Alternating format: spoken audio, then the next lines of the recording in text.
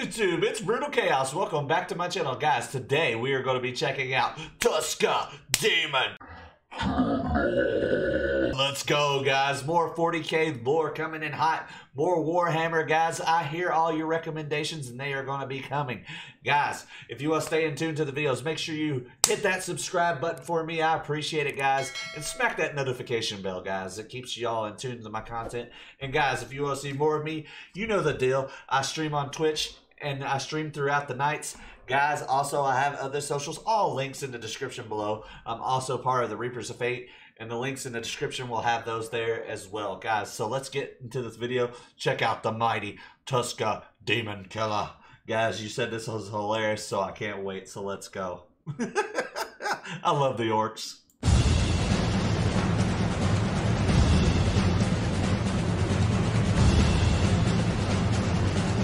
I'm hyped.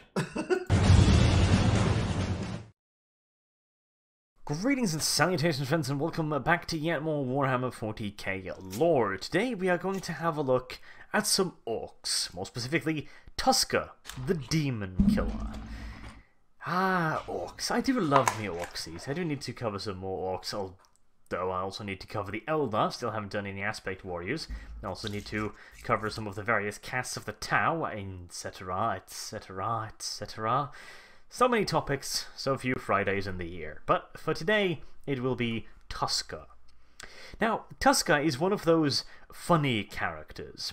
This is one of the reasons why people in some occasions say that 40k is just silly. Because orcs, and orcs are silly, because, well, again, orcs. Now, Tuska was an orc's orc. He liked fighting stuff that was larger than him, and preferably more violent than him, because his strategy for becoming an even bigger orc was of course to fight larger things. This being relatively basic logic for an orc, at the very least. And you certainly can't deny that if you manage to fight something that is bigger, stronger, and more violent than you, and yet somehow still manage to come out on top, your fighting skills must surely have improved. So there is certainly some basis to it, and of course the fact that orcs literally do grow off adrenaline also do help, and thereby bigger enemies, bigger growth spurts. Tuska was already a fair-sized orc warboss, but nothing particularly special. He certainly was no beast, and he certainly was no Gazgul Mag Uruk Thraka, but decent-sized anyways, and you know what they say, it's not the size of the boat, it's the motion of the ocean. Oh god, I just hurt myself with that, I'm so sorry. But it is an orc video, and I can't make an orc video without at least one or two stabs at the fact that orcs simply do not have genitalia in it. In fact, I do believe I am contractually obliged to do so by the fantastical, imaginative agency that I work for. Reasons. So with the question of sheer size out of the way, how did Tuska become famous, and how did he come about his nickname Daemon-Killa? Well, one fine evening, Tuska and his crew were cruising through the warp on their ship Warhammer40k when they had visitors. Ork-Geller field technology is unreliable at the best of times, and in most cases the orcs view this lack of, well, reliable technology as a way of getting in a little bit of practice fighting in between destinations. But occasionally, Ork-Geller fields fail spectacularly, and let something particularly large and naughty through.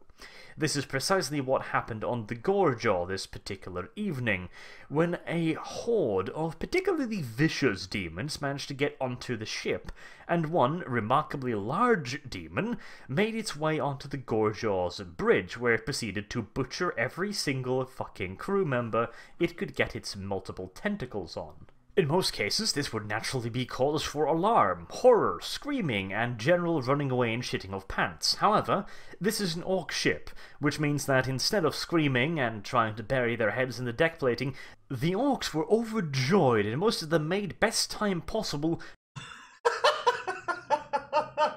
They were happy they got freaking invaded on this ship, bro. General running away and shitting of pants. However, this is an orc ship, which means that instead of screaming and trying to bury their heads in the deck plating, The orcs were overjoyed, and most of them made best time possible towards the loudest I got tears in my eyes already. source of screaming that was within earshot. In the case of Tuska, the greatest amount of carnage and screaming he could locate, due to the advantage of having access to the Vox network, was the bridge, which was currently having a right old proper party, at least in orc terms, and so Tuska needed to get in on the good stuff, and headed to the bridge as fast as his little orc legs could catch him, pausing only briefly to strap on his big old cybernetic claw. And it's a lucky thing that he took the time to do that, because when he got onto the bridge, he was met by a rather monstrous creation, who had just about finished murdering the entirety of the bridge crew, and had started to eat whatever remained, e.g. licking the goo off the walls. As far as Tuska was concerned, though, this simply meant that he didn't have any competitors trying to steal any of his glory, and so he threw himself at the gigantic demon, in true orcish fashion. What followed was a rather magnificent melee, where both parties took some serious pounding, but Tuska managed to just come out on top after having liberated the demon's horns from its head, and then used said horns to stab it to death. A lengthy and arduous process, no doubt, but Tuska was a very determined orc, and eventually, after having been encouraged by repeated stabbings and bludgeonings, the demon had to relinquish its grasp on its rather temporary life and return into the warp from whence it was spawned.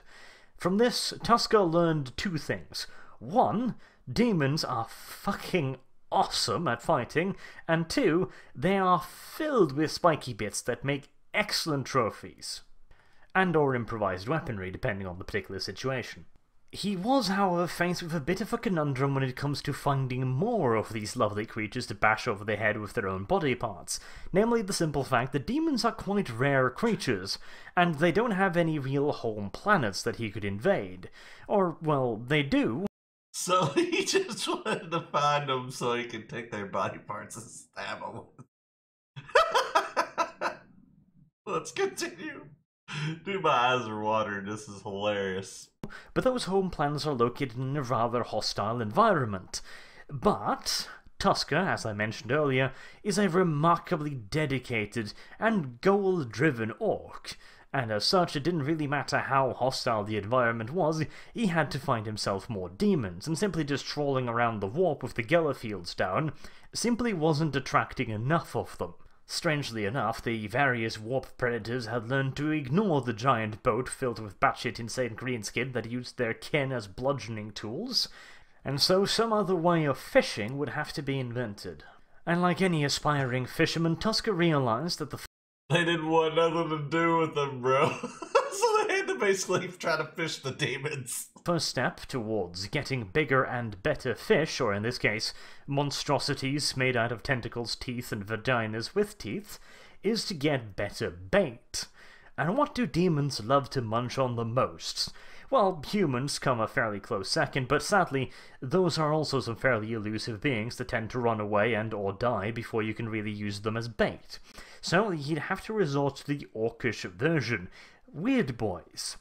Now, granted, they weren't capable of quite the same level of good old-fashioned fear, always a valued spice amongst demon kin, but they were remarkably psychically unpredictable, which means that they glow like a nuclear-powered lighthouse in the warp, thereby attracting all of the lovely creatures that Tuska wants to bash over the head. And for a while, this did indeed attract the kind of catch that he wanted, but once again, unfortunately, it wasn't quite enough. He never managed to attract the properly big ones that he had met that first time aboard the Gorjaw, and so he had to go with his emergency solution. If the demons wouldn't come to him, Tuska would have to go to the demons, and he knew of just the place where the demons tended to congregate, namely the Eye of Terror. Now, the Imperium has on several occasions done some quote-unquote invasions of the Eye of Terror, usually when they have... Oh my god, this is freaking hilarious, bro. Continue. The Eye of Terror. Now, the Imperium has on several occasions done some quote-unquote invasions of the Eye of Terror, usually when they have a large number of people they wish to punish, and they just essentially want to go like, well, We can't shoot all of them, because that'd be bothersome. We can't keep them in prison, because some of the people we want to punish are Space Marines, and they're fairly strong and would probably just break out. So let's just throw them at the Eye of Terror, because the odds of them coming out of that are fairly small after all. Like I said, invasions, quote-unquote.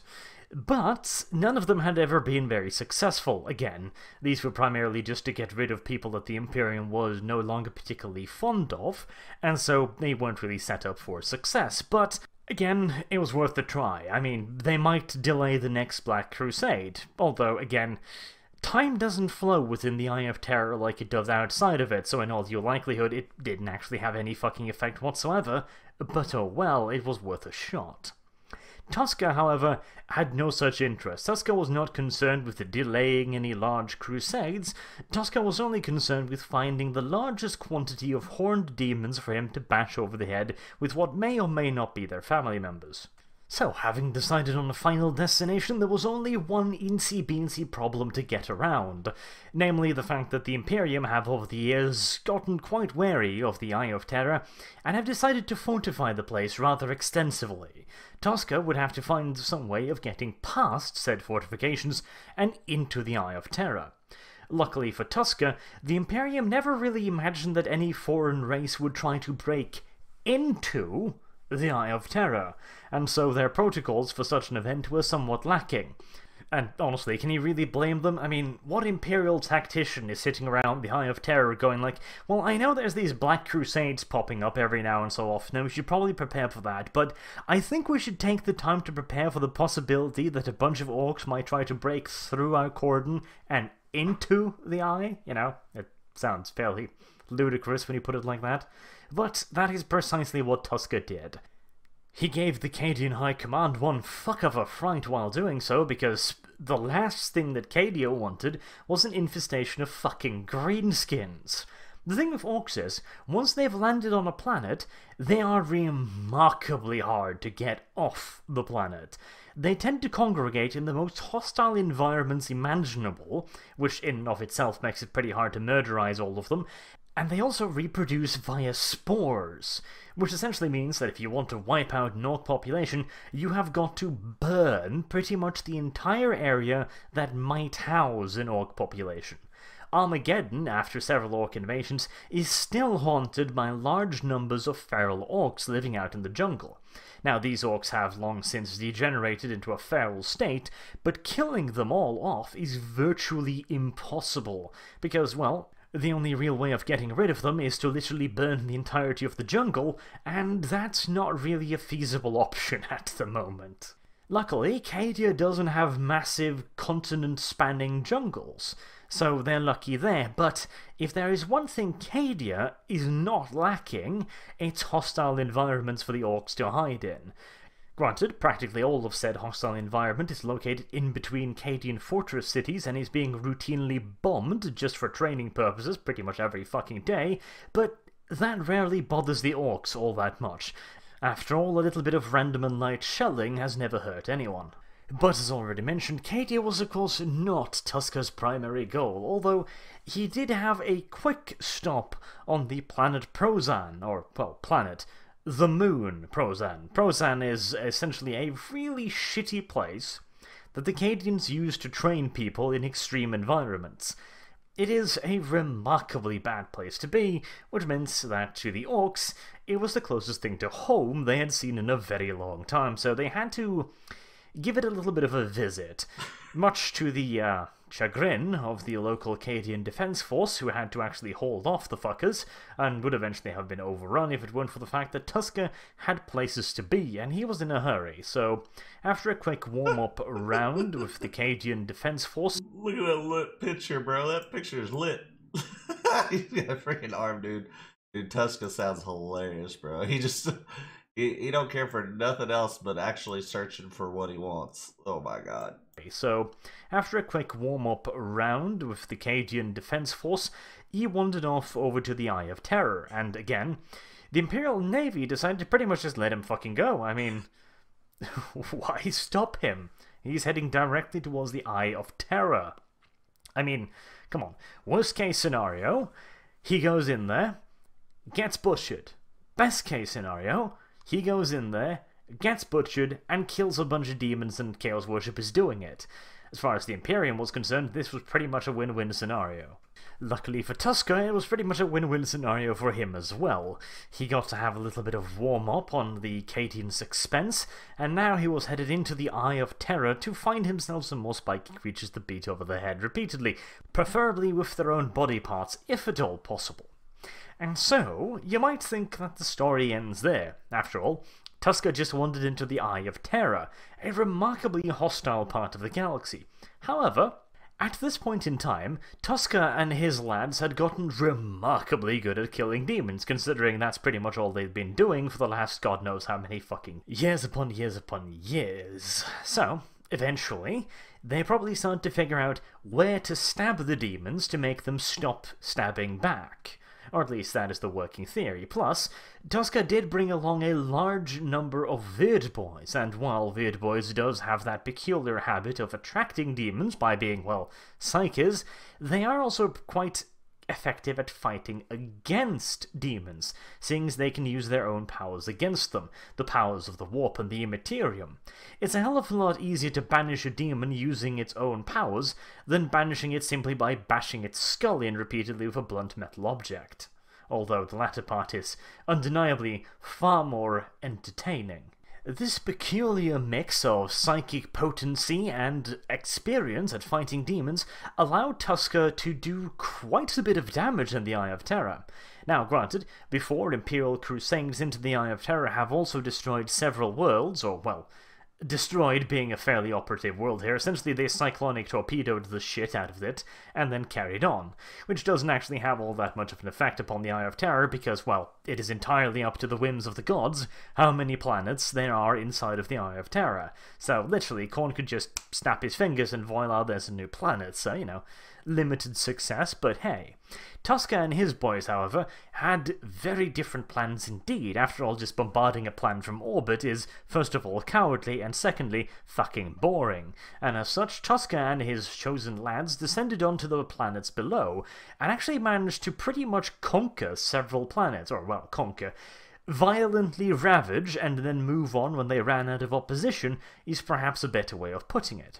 This orc is freaking awesome. Hilarious, but freaking awesome. And unlike the previous human crusades, the orcs had one considerable advantage. Whereas humans that landed on a planet filled with Slaaneshi demons would probably be driven insane by, well, Slaaneshi demons rampaging through fields made out of penises and trees made out of giant vaginas that bleed fruits of... I don't even want to fucking think about it. And thereby you would lose a fair bit of your combat potential by simply people going, well, bonkers. Orcs don't have to worry about this. An orc will not stop and wander about the environment going like, oh, that's pretty scary, isn't it? No. Orcs will simply just kill anything that they see nearby that they think might be worth killing. If it makes a loud screaming noise when it dies, for example, that would be pretty damn worth killing. And if it so happens that the trees and the grass also screams when you kill them, well, that just makes everything all that much better, doesn't it? Despite this mental advantage, however, conquering demon worlds, or, well, once again, ravaging demon worlds, is not an easy task. There tends to be a lot of demons on a demon world. Shocker, I know. And there tends to be a very, very large demon leading the demon world. Additionally, Chaos Space Marines also have a nasty tendency of inhabiting these worlds, and they can be some pretty damn tough cookies to crack. And so while Tuska and his Waaaaghhh certainly was making progress, they were taking a fair bit of casualties doing so, until eventually they landed upon a peculiar planet. Now again, navigation inside of the Eye of Terror is problematic at the best of times, so the orcs weren't so much navigating as wandering around aimlessly until they hit upon something, then they landed upon that something, in the hopes that there was something there they could kill. In this particular instance, it originally looked like the orcs were shit out of luck. There was absolutely nothing on the planet. No forests, no oceans, no civilizations, no buildings, no fucking nothing. What the orcs did notice, however, was that the ground was surprisingly squishy-wishy and tended to bleed when they beat it with their choppers and shot it with their shooters. Now, in frustration, Tuska figured that, well, if there's nothing around, maybe there's something below us, and ordered the rest of his boys to let loose into the ground with whatever they had at hand. Choppers, shooters, grenade launchers, whatever the fuck they had, they were supposed to use that on the ground. Now, normally this would be a somewhat insane order, but Tuska had at this point wandered through hordes of demons and were decked head to toe in various trophies, so none of his boys were stupid enough to argue the point that it's relatively retarded to fire into the ground in the hopes of spawning enemies. However, on this particular occasion, Tuska's strategy proved to be a brilliant strategy indeed, because it turned out that pretty much the entire planet was one large chaotic organism, and now, since the large chaotic organism was under attack by a particularly nasty green virus, it produced its own version of human antibodies to prevent these little green fuckers from inflicting further damage upon it. In this case, the antibodies took the shape of legions of bloodletters, led by a particularly large and vicious demon known as the Blood Prince. Original, I know, but hey, it's Khorne. What do you expect? Pretty much everything he does is blood. Bloodletters, blood crushers, bloodhounds, and so Blood Prince kinda makes sense in an unoriginal fashion. Desperate lack of naming sense aside, however, there were a lot of bloodletters, and the Blood Prince himself was no pushover either, and the orcs, well, they had been rather reduced in numbers after, invading dozens of other demon worlds, belonging mostly to Khorne's rivals, by the way. This will be important later. And so the orcs, although they put up one hell of a fight, as orcs tend to do, they were eventually overwhelmed. The Blood Prince himself engaged Tuska in a duel to the death, and had, apparently, defeated Tuska. He had pinned him to the ever-bleeding ground with a massive sword shoved straight through Tuska's gut. Now, if this was any other creature, such a wound would almost certainly have kept them down. However, this was an orc.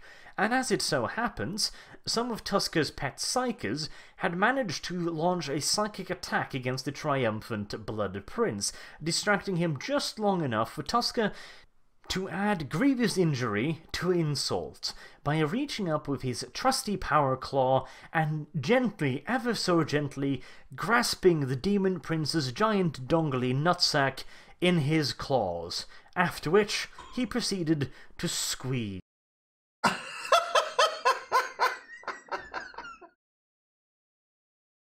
Oh my god. This orc is freaking amazing. You squash this dude's nuts. Oh my god. Gently grasping the Demon Prince's giant dongly nutsack in his claws, after which he proceeded to squeeze.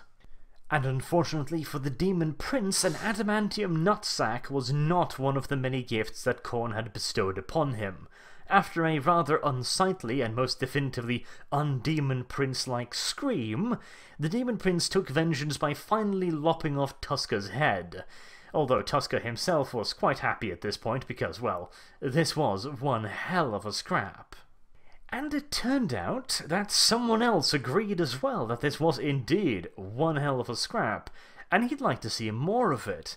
You see, Khorne was keeping an eye on Tuska's progress. Up until this point, as I already mentioned, Tuska had mostly been rampaging through the worlds of Khorne's rivals, which pleased him immeasurably. And now that he dumped down on one of Khorne's own planets, and made such a wonderful showing of himself, Khorne simply couldn't just let him die. And luckily, this being the Eye of Terror and all, Khorne had more than enough influence over this particular piece of real space to make damn sure that Tuska would be allowed to continue tusking for a very long time indeed.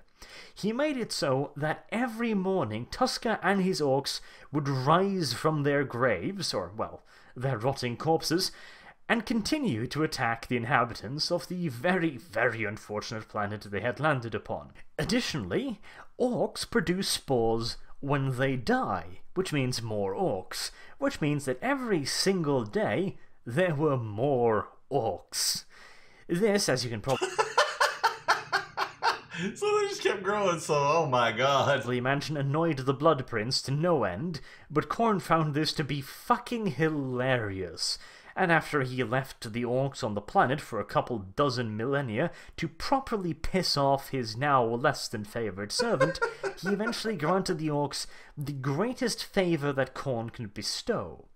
He took the orcs and transported them to his own world, where they now fight a never-ending campaign around Khorne's brass citadel against his favoured generals, in a never-ending dance of death, massacre, bloodshed, and very, very angry orcs. This is as close to any orc has ever come to paradise, and Tuska is a very, very happy greenskin to this very day. So you could perhaps say that this is one of the very few truly happy endings. So basically, Tuska got what he wanted. Never-ending Waaaaghhh forever. He got Orc Paradise. I love the orcs. In the 41st millennium. And that should tell you something. Until next time, I've been Arch. Thank you very much for listening, and I hope to see you again soon. Oh my god, bro. That was freaking hilarious. Dude, I even teared up at one moment, guys. Dude, the orcs are freaking awesome. Dude, that's an orc paradise, bro. Like, never-ending freaking battle, bro. You know Tuska's happy, so, man, dude. Oh, my God, bro. Mad respect for Tuska. That's hilarious. Like, he caused so much damage across the universe that freaking Khorne caught on to it and wanted him to stay alive forever because he was pleased. Oh, my God, dude. Oh, that's hilarious. Guys, thank you so much for the love. Like I said, if you enjoy the content, make sure you subscribe. Hit that notification bell. Stay tuned to the videos. More 40K is coming. I see your guys' recommendations, so stay tuned. If you want to see more of me, I stream on Twitch throughout the night. Guys, make sure you follow me there. And guys, I have other socials. Make sure you follow me there as well. And I'm part of the Reapers of Fate. You know the deal. Go check them out. All links in the description below. And we'll see you soon in the next video, boys and girls.